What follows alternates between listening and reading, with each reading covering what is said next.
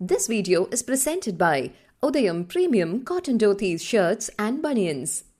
கரையை கடந்து விட்ட நிவர் புயல் தற்போது எங்கே இருக்கிறது அப்படிங்கறத நம்ம பார்க்கலாம். நம்ம பார்க்கக்கூடியது இங்கே சென்னை, இது புதுச்சேரி, கடலூர். ஸோ கிட்டத்தட்ட இந்த இடத்துல, இந்த செய்யூர் பக்கத்தில், மதுராந்தகம், மரக்காணம் பக்கத்தில் இந்த இடத்துல தான் புயல் கரையை கடந்து இது வடக்கு வடமேற்கு நோக்கி நகர்ந்திருக்கு அப்படிங்கிறத பார்க்கிறோம். தற்போது கரெக்டாக வந்தவாசிக்கும் ஆரணிக்கும் நடுவில் புயல் மையம் கொண்டிருக்கிறது. இதுதான் புயலுடைய மையம் தற்போது இருக்கக்கூடிய இடம். வந்தவாசிக்கும் ஆரணிக்கும் பக்கத்தில் இந்த இடத்துல புயல் மையம் கொண்டிருக்கிறது. இங்கே காற்றினுடைய வேகம் அப்படிங்கிறது நம்ம வந்தவாசி கிட்ட பார்க்கும்போது அதிகமான காற்று அப்படிங்கிறது 70 கிலோமீட்டர் 75 கிலோமீட்டர் ஸ்பீடு வரைக்கும் அதிகமாக அங்கே காற்று வீசுவதற்கான வாய்ப்பு அப்படிங்கிறது நமக்கு இந்த கணிப்பில் தென்படுகிறது. ஆனால் தரைத்தளத்தில் இருக்கிற காற்று அப்படிங்கிறது குறைவாகவே தென்படும். ஒரு 20 கிலோமீட்டர் வேகத்தில் தான் தரைத்தளத்தில் இருக்கும். இன்னும் நம்ம மேலே செல்ல கஸ்ட் ஆஃப் விண்ட் அப்படின்னு சொல்லுவாங்க. அப்பப்போ அதிகமான காற்று வீசுவதற்கான வாய்ப்பு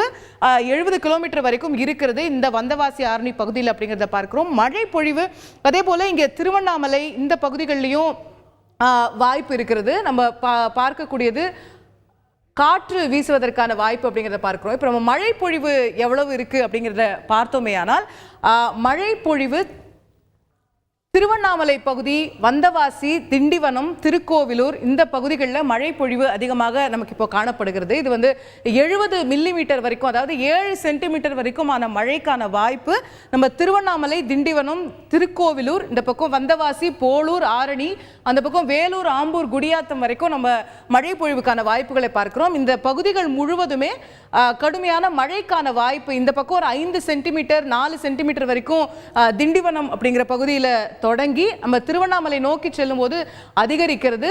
முக்கியமா திருவண்ணாமலை மாவட்டத்தில் போலூர், இந்த மாதிரி ஆரணி மாதிரியான பகுதிகளில் தான் அதிகமான மழை இந்த காலகட்டத்தில் இப்போ நம்ம பேசிக்கிட்டு இருக்கக்கூடிய நேரத்தில் இருப்பதை பார்க்கிறோம். இந்த புயல் அடுத்ததாக வேலூர் நோக்கி நகரும். ஏன்னா வடக்கு வடமேற்கு நோக்கி தான் தொடர்ந்து இந்த புயல் நகர்ந்து வருகிறது. ஸோ அடுத்த இதனுடைய மூவ்மெண்ட் அப்படிங்கிறது வேலூரை நோக்கி இருக்கும் அப்படிங்கிறது தான் நம்ம புரிந்து கொள்ள வேண்டிய விஷயமா இருக்குது. அதுக்கு தயாராக இருக்க வேண்டிய விஷயமாகவும் இருக்கிறது அப்படின்னு பார்க்கின்றோம்.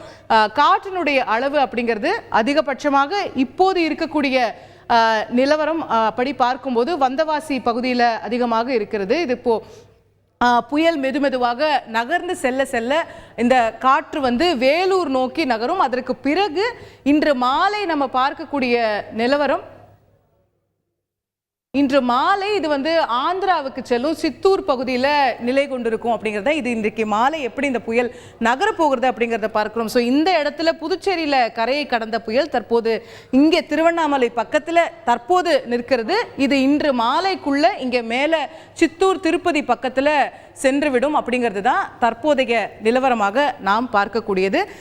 அடுத்து இந்த பாத்தில் இருக்கக்கூடிய எல்லா மாவட்டங்களும் எச்சரிக்கையாக இருக்க வேண்டியது. இப்போ திருவண்ணாமலை பக்கத்தில் இருக்கு, மாலை இந்த இடத்துல ஆந்திராவுக்கு செல்ல போகிறது. இந்த பாதையில் இருக்கக்கூடிய இடங்கள்லாம் காற்று மழை அப்படிங்கிறது நேற்றைய அளவிற்கு இல்லைனாலும் கூட வலுவிழந்த நிலையில இங்கே காற்றும் மழையும் இருக்கும் அப்படிங்கிறத நம்ம புரிந்து கொள்ளக்கூடிய தகவல்.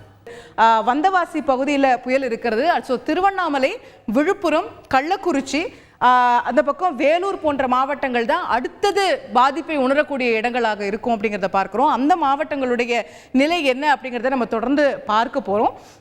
அந்த நிலவரங்களை தான் அடுத்து நம்முடைய செய்தியாளர்களிடம் நம்ம கேட்டு தெரிந்து கொள்ள வேண்டும். இதற்கு முன்னால் இருந்த புயல்கள்லாம் நம்ம பார்க்கும்போது, குறிப்பாக கடந்த முறை நாம் பார்த்த கஜா புயல் அப்படிங்கிறது இது போன்ற நிலப்பகுதிக்குள்ள வந்த பிறகும் வலுவிழக்காமல் இருந்தது. நம்ம நிலப்பகுதியில் புதுக்கோட்டையோட மத்தியில் மையம் கொண்டிருந்தக்கூடிய நேரத்தில் கூட 100 கிலோமீட்டர் 120 கிலோமீட்டர் வேகம் வரை காற்று வீசக்கூடிய புயலாக அது இருந்தது. ஆனால் இந்த புயலுங்கிறது லேண்ட்ஃபாலுக்கு பிறகு, கரையை கடந்த பிறகு தொடர்ந்து அதனுடைய வேகம் குறைந்து கொண்டே வரக்கூடிய ஒரு புயலாகத்தான் தற்போது காட்சியளிக்கிறது. ஸோ இது ஒரு அதிதீவிர புயலாக, வெரி சிவியர் சைக்ளோனிக் ஸ்டார்மாக நம்ம நேற்று இரவு எப்படி இருந்தது அப்படிங்கிறத கூட நம்ம பார்க்க முடியும்.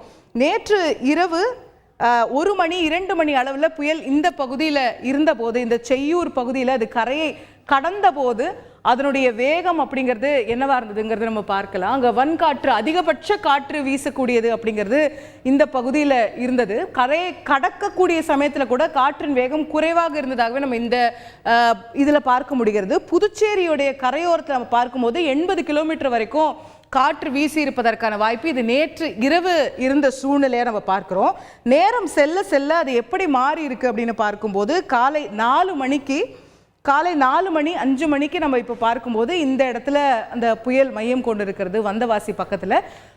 தற்போது வரை புதுச்சேரியில் அதிகபட்சமாக 80-85 வரை காற்று. இது அதிகபட்ச காற்று. ஆனால் இந்த காற்று தொடர்ந்து வீசிக்கொண்டே இருக்கணும் அப்படின்னு அவசியம் இல்லை. 1 மணி நேரத்தில் சில நிமிடங்களுக்கு மட்டுமே இந்த அதிகபட்ச காற்று அப்படிங்கிறது வீசுவதற்கான வாய்ப்பு இருக்கிறது.